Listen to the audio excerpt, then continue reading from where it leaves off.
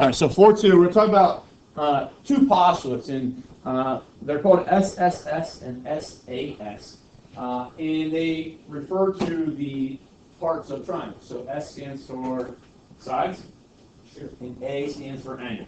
Okay. Collectively, there's going to be 5 statements like the ones we see today. Okay. And we'll talk about the other 2 on, or 2 more on probably Friday. And then the other one on Monday or Tuesday of next week. Well, before we get into kind of discussing and analyzing what those 2 statements say, there's a key concept that might show up throughout this chapter that is useful for us to understand. We'll define this again in a later chapter, but every once in a while, this might be useful to you. So I want to talk about this first.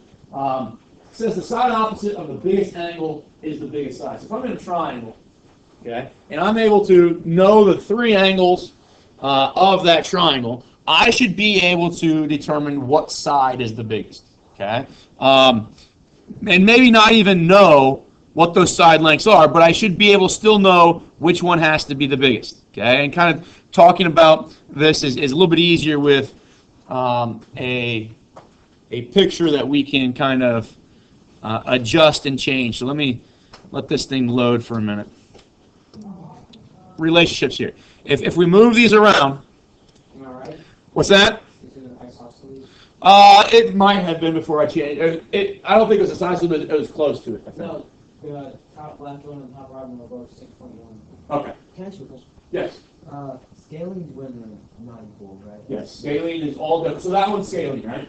Okay. All the sides are different. Or you can also, because of what we're talking about right now, you can actually say scaling is when all the angles are different too. But if I look at that, what's the biggest angle up there? A. Hey, angle A, 120 degrees, right? Yeah. Look opposite angle A. What measurement do you get? 13.2. 13.2 or segment CB, right? Notice how CB, how that distance relates to the 9.1 and the 6.1. What is it compared to those 2?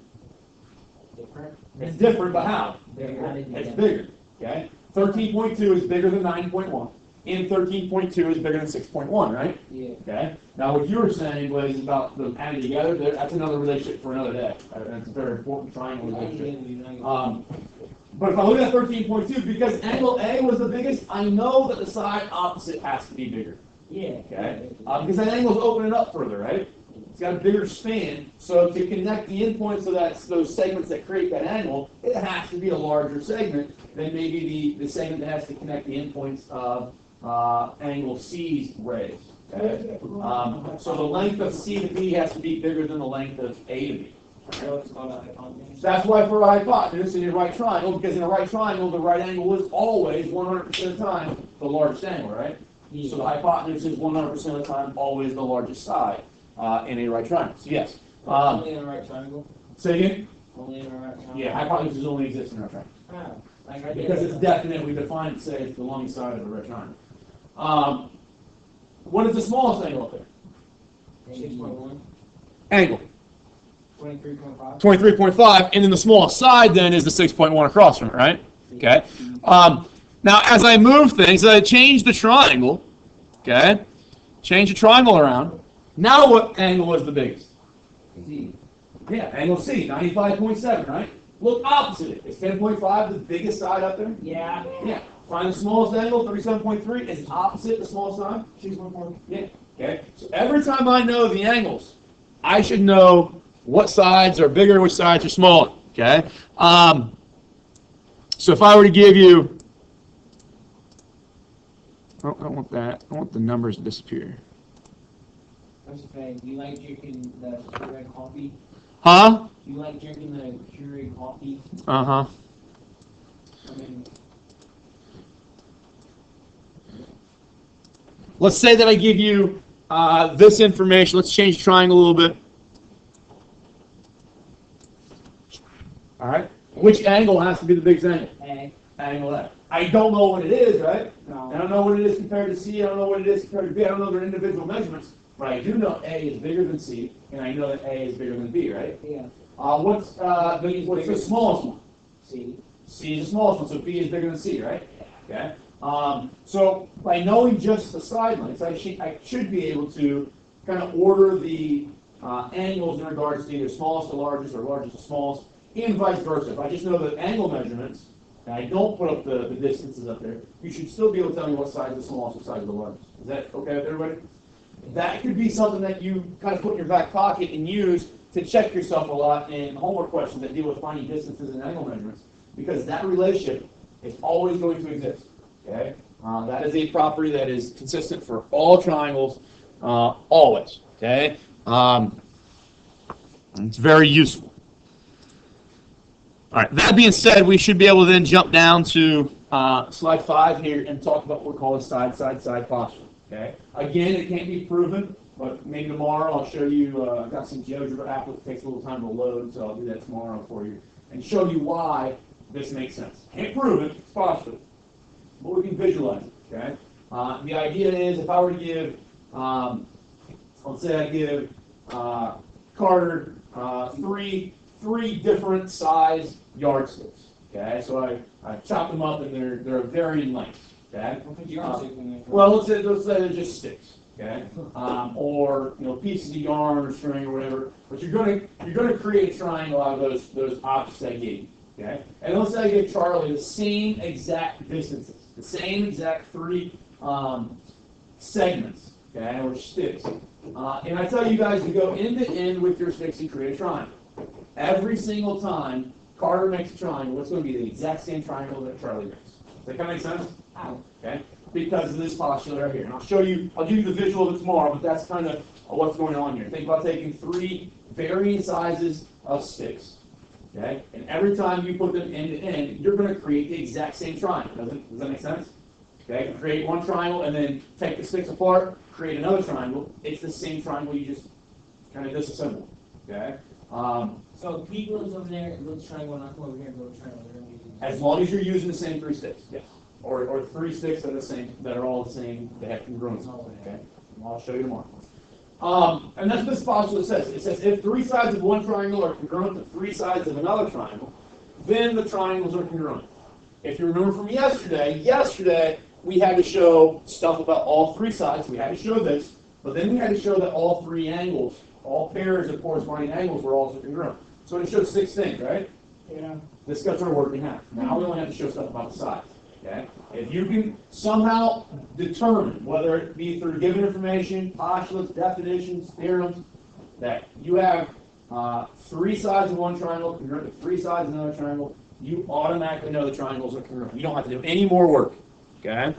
Now what's nice about that is if I can have side, side, side, if I can recognize this, I should be able to write a congruency statement. So let's write a congruency statement here real quick. We talked a little bit about this yesterday, but I'll make sure that we're all on the same page with this because it could be a pretty big issue if you don't understand it. Okay? I'm going to name the first triangle whatever you want to. Okay? So the first triangle, name it whatever you want to using those 3 letters. Okay? So what do you want to, what order of letters do you want to use? Stop. You awake, Randy? Yeah. All right. What order of letters do you want to use for A, B, and C? ABC. Okay, A, B, C, that's fine. Okay? So if I try to name this A, B, C, I then have to name the other triangle using the same logic that I used to name A, B, C. And what I mean by that is that A, we have to make sure that we find the angle that matches with A or corresponds to A. It would be D, because A is created by segments of 3 markings and 2 markings, right? Both on the left. So then I got to go over here and find 3 markings and 2 left. Now you said they're because they're both top left, right? That doesn't always work. Okay? So go off the mark because this picture could be flipped, rotated, that kind of stuff, right? So A and D should match up. All right? Now angle B, because that came second, so I got to figure out what comes second over here. B was made by 2 markings and 1 marking, right? So they have 3. Okay, so over here I got to go 2 and 1, and they create E, right? And then F is my last one. Now what is nice about it, the reason I want to be able to do that, the reason I have to go through that process, is because initially, we start off knowing everything about sides, right? But now that I've got this congruency, because of what we talked yesterday with this phrase here, C, P, C, T, C, Oh, corresponding parts parts congruent, of congruent triangles. So we know that the triangles are congruent, are right? congruent. Are congruent. So let's look at the corresponding parts. Let's look at A and D. Do they correspond? Yes. So angle A is congruent to angle D. Yeah. What about angle B? What's it going to correspond to? E, E, so they're going to be congruent. And what about C? F, Yeah. Now, if I were to have named triangle DEF in any order that I wanted to, maybe I named it FDE, am I going to get these three relationships that I know to be true? yes. No. you Or gotta- if I named, think about this, if I named it FED, what's A going to match up to? F. F. A was made by 2 and 3, right? Yeah. F was made by 3 and 1. 3 and 1. They're not corresponding. So you can't just, any way you want to, name that second triangle. Okay? It has to be in the same pattern that you named the first one. For the first one, you can name it. The first one you can name whatever. So let's do that. Let's say, and some people might name it ABC. Could I name it That's what you just did. CAB? Yeah. Cab, Okay. So if I name it CAB, what do I name this one? okay. FDE. I gotta go FDE. Could be. Okay. Because now I still get the same same three relationships. Angle C and angle F are congruent. Angle A and angle D are congruent. And angle B and angle E are congruent, right? So there's really, and this is maybe somewhat of a problem for some of us, there's 6 different ways you can name that first triangle. Okay? You go CAB, but then you go CBA, right? So there's 2. You go ABC, but you can also go ACB, so there's 2 more. You go BCA or BAC, and there's 2 more. So there's 6 total ways you can name that first triangle. So that means there's 6 different congruency statements that you can make, right? So, you know, we could have in a class several different ways of writing that, but everybody should gain from whatever the congruency statement is. Everybody should have an angle C congruent to angle F. Everybody should have an angle A congruent to angle D. And everybody should have angle B congruent to angle E. Does that make sense? Yeah. Okay. So that's the side postulate. Is that doable? All right. You know everything about the sides. Once you come up with the congruency, now that opens the door to being able to talk about the angles and we gain information about the angles. All right. So that cuts our work in half from what we had to do yesterday. We've got some proofs in here that we'll do tomorrow. Come back and do these. I want to get down to this one, this slide, and it's called, it's not necessarily really a vocabulary word, but it's terminology that they use in the next postulate, a couple other theorems later on. That's important. So I want you guys to understand what included angle means. And this word can change. This could be side eventually. But just dealing with included angles right now, the word included just means in between or part of. Does that kind of make sense? Okay, if I'm included in a group, I'm in that group, right? Okay. So geometrically, what we want to think about included angle means an angle between 2 things. Well, in this case, it's going to be an angle between 2 sides. All right. So if I look at this diagram up here, I've got those markings in segment AB and segment BC just for you to visualize that those are the sides I want you to focus on. What would be the angle in between? What's the angle in between these 2 sides here? AC. B. Angle B is the included angle. It's between segment AB and segment BC. Included means in between or maybe created by or inside of. Does that kind of make sense? Yeah. Okay, so that's included angle B. What if I look at this shape here? Looking at those markings, those side lines, what's the included angle? Oh. Oh, okay. Angle M, we would call a non-included angle. Does that make sense? Yes. Because something that is not that criteria, we usually use NON as the prefix. So that's included, what included means, and that's important for this postulate. It says if 2 sides in the included angle of one triangle are congruent to 2 sides in the included angle of another triangle, then the triangles are congruent. So again, it's 3 things, right? You got 3 total things over here. You got side and angle and side. And you got 3 total things over here, side and angle, side. Okay? And if their corresponding parts are congruent, okay, so RE is going to be congruent to AC, angle E congruent to angle C, and segment EB congruent to segment CT. And they're in that order. They're in this order right here. A side, and then the angle is included. The angle is between, right? You see in the name that the A is between two S's, right? In the picture, the angle that we're talking about has to be between two sides. Okay? So the name should mimic the picture. So these two triangles are congruent. Okay? That's all the information we need to show congruency for the triangles.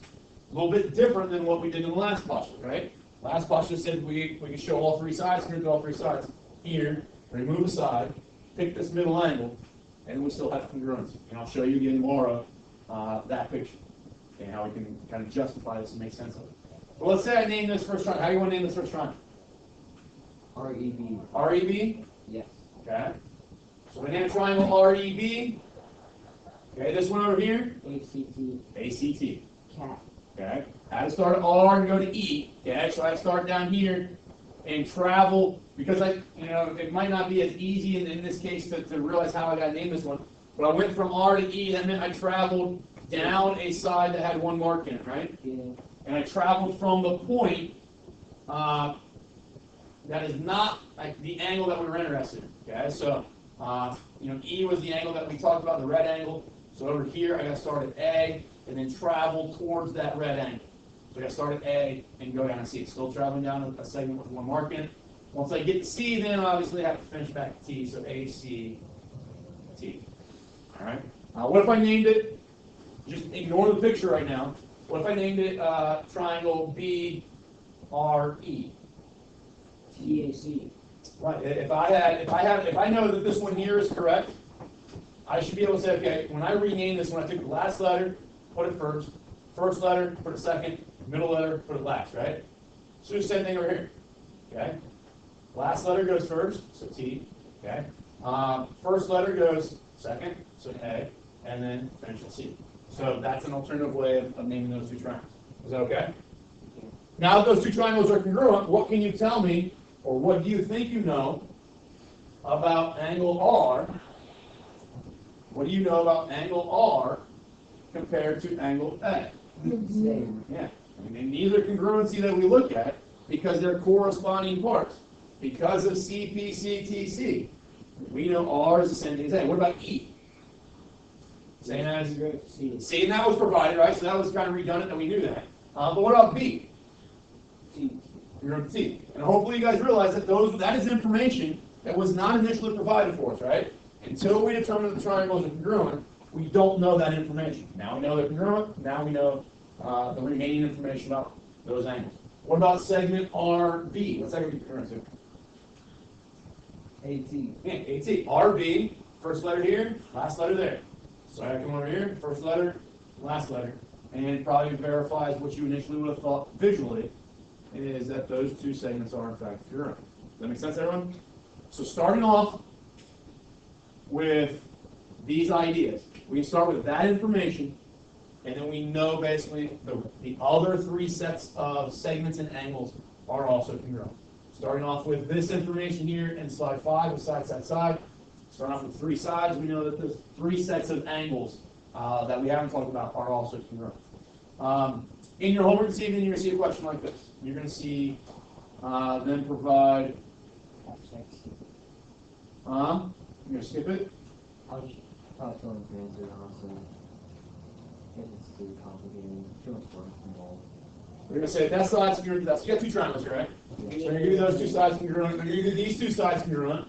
And then there's going to be some bubbles down here that say, why are they congruent? Either side, side, side, or side, angle, side, or maybe at some situation throughout the next couple sections, there might be an option